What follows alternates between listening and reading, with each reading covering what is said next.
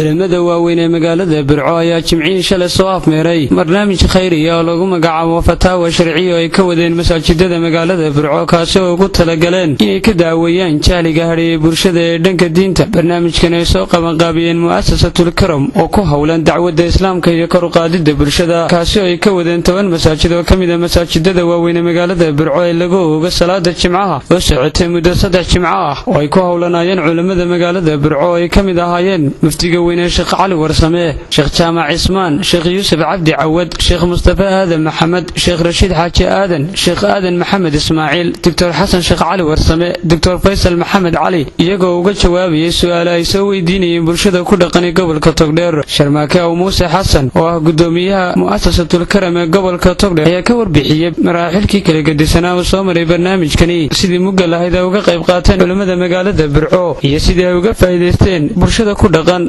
gobolka Togdheer. jimcahan maanta oo ah jimcihii ugu dambeeyay ee galaa bisha Ramadaan ee mubaaraga ah, fataawo jamaaciya oo ay soo jeedinayeen culimada ugu caansan gobolka Togdheer intooda badani, kaas oo jimco kasta ka dhici jiray masaajidada gobolka Togdheer intiisa badan. hadda jimcahan aynu joogno aynu soo gabagabeynay barnaamijka insha Allah taala fataawa sharciya ah waxa qabsoomay 10 masaajid. mashruucaas oo ka qayb qaadanayaan sida uu sheegnay culimada gobolka Togdheer kuwa ugu caansan oo kamid yahay Sheekh Ali Warsame, oo kamid yahay Sheekh Jaamac Ismaan, oo kamid yahay Sheekh Yuusuf Cabdi Cawad, oo kamid yahay Sheekh Mustafa Aadan Maxamed, oo kamid yahay Sheekh Rashiid Xaaji Aadan, oo kamid yahay Allahumma salli ala Muhammad Sheekh Aadan Cabdi Ismaaciil, oo kamid yahay Dr. Xasan Sheekh Ali, oo kamid yahay Dr. Faysal Maxamed Cali.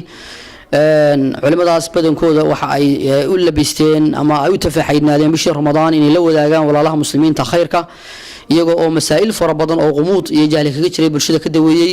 ilaahay fadligii maanta ayuu inoo soo gabagaboobay barnaamijkan oo mashruucan waxa fulisay oo isku soo dubriday mu'assasada al-karam gobolkan Togdheer oo ku hawlanayd hawlo badan oo khayri ah oo dacwadeed oo lamida kuwan iyo qaar kaleba. ilaahay baan subhanahu wa ta'ala ugu mahadnaqaynaa. barnaamijkan khayriga ee noocan oo kale ah ayaa bil kasta oo Ramadaan ay qabtaan mu'assasatul karam oo ku hawlan dacwadda diinta islaamka iyo kor u qaadida bulshada. waa Khadar Cabdirasaaq Saleebaan, shabakada caalamiga ee Harwanaag News, magaalada Burco.